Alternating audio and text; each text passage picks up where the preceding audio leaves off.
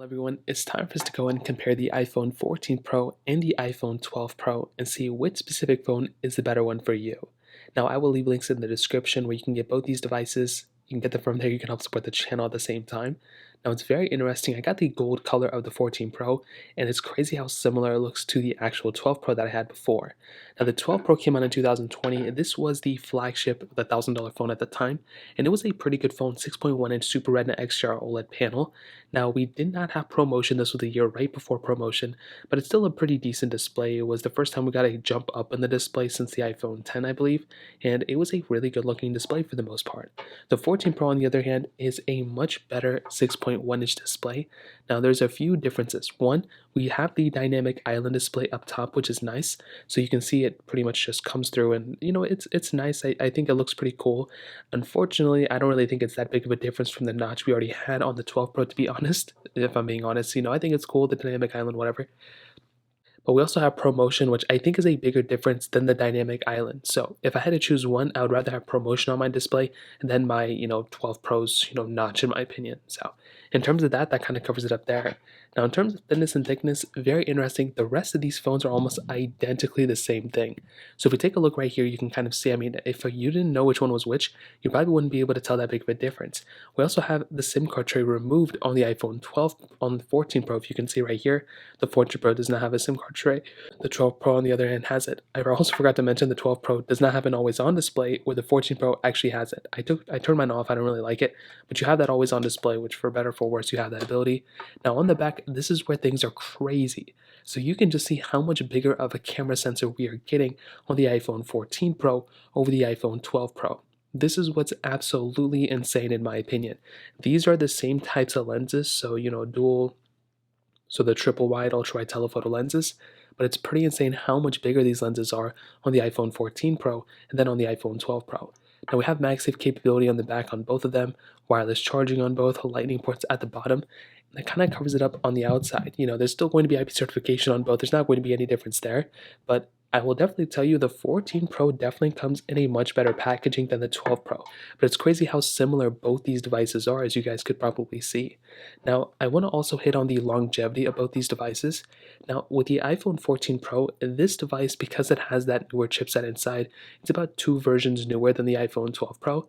You are definitely going to be getting a longer lasting phone on the iPhone 14 Pro than on the iPhone 12 Pro. So that's probably one of the bigger things to keep in mind. However, in my experience with the 12 Pro, I don't know how long this phone's going to last. It's kind of like 50-50. I have a feeling it might last longer than expected, but again, I felt like that with the iPhone 7, and that probably didn't seem to go that way. I think with this phone, I think it's probably going to last 2 versions less than the 14 Pro. So if you still have the 12 Pro and you're fine with it, then I wouldn't really go to the 14 Pro if you really care about it. But if you want to get a used 12 Pro, or if you're planning on upgrading your 12 Pro, I still think the 13 Pro is going to last for a very long time as well. So you can't really go wrong with that either. So in terms of that kind of covers it up there. Now let's go into a speed comparison between both these devices. Now the iPhone 12 Pro has that Apple A14 Bionic chip inside of it with 6 gigabytes of RAM. The iPhone 14 Pro has that Apple A16 Bionic chip inside of it with 6 gigs of RAM as well. So let's go and see which one's the fastest one between both. Okay, there we go. All the apps are not cleared out in the background, so let me go ahead and clear them all out. And they're all on iOS 16, so let's go and get into it. 12 Pro's here, 14 Pro's here. Phone calls 3, 2, 1. Okay, almost identically the same thing. Music 3, 2, 1. Okay, might be 2 different pop-ups on both, as you can see, 2 different pop-ups. Settings 3, 2, 1. Okay, let's go now by here. Let's go and get into news 3, 2, 1. So far, I have not really seen that big of a difference, if I'm being honest. It looks like the 12 Pro actually opened up this one, at least getting into the continue sign. But I think there was a glitch yesterday, so this one was kind of being a little weird too. Totally okay. Podcast 3, 2, 1. Okay, pretty much the same thing. Apple TV 3, 2, 1. And 2 different pop-ups on both as well. But it did look faster on the 12 Pro. App Store 3, 2, 1. Okay, 14 Pro was faster there. Let's go and get into some of these scrolling speeds. I don't know if it's going to be that big of a difference, and it's kind of the same thing. Now, I will also add, even though the iPhone 14 Pro has ProMotion, the 12 Pro's display is actually still pretty smooth. Camera 3, 2, 1. Okay, let's take a photo. Let's go and open up the photo. Okay, I must have glitched up on the iPhone 14 Pro. My fault. Mail 3, 2, 1. Okay, that was kind of weird on both. Let's go and get into photos. 3, 2, 1. Okay, let's go and hop out of here. Let's go get into something like stocks, I guess, or we can just try that one out. 3, 2, 1.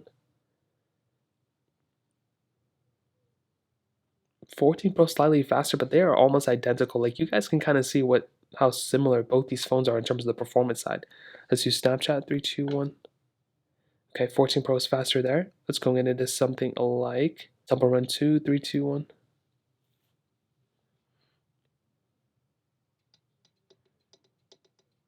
Okay, I don't know why we're getting into these pop-ups now randomly on this device, but it does seem like it didn't really have that big of an impact. And the 14 Pro is faster, but the 12 Pro is slightly behind, not that big of a difference there. We could try something like some of these other apps, voice memos 3, 2, 1. Okay, 2 different pop-ups on both as well. Let's go and get into calculator 3, 2, 1. Okay, about the same thing as well. Let's get into files 3, 2, 1. About the same thing. Watch 3, 2, 1. Okay, about the same thing too. So we're kind of seeing a recurring trend here. I don't think there's that big of a difference in speed between these two devices. If anything, yeah, the iPhone 14 Pro is probably the faster one. I do like how it has that, ProMotion display, but I don't really think it's that big of a difference. They have the same amount of RAM, so I don't know if that would have a big impact on either one of these either, since they have the same amount of RAM, but theoretically speaking, the 14 Pro should be faster.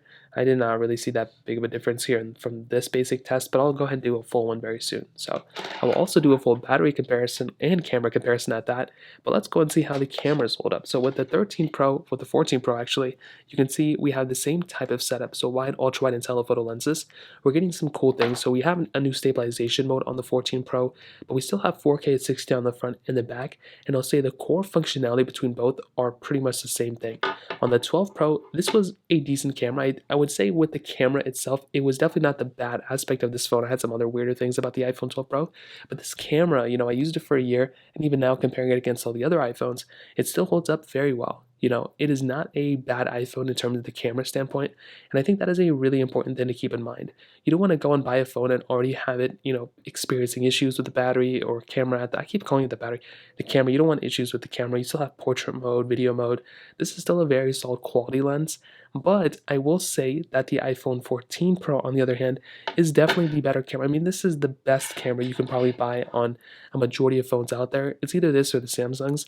Maybe you throw the Pixels out there too, but this phone, first of all, I noticed that the zooming in and out seems to be a little bit faster, at least on the 14 Pro Max. It looks like this one's not as fast, but for the 14 Pro Max, I was zooming in and out very fast.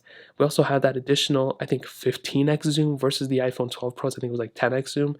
But another thing is you do have cinematic mode on this phone, and you can do cinematic mode up to 4K, which is really cool. But you also have, like I stated before, that stabilization mode, which is really awesome. I don't know if this is what it is. So they call it action mode, and it pretty much just makes things a lot more stable.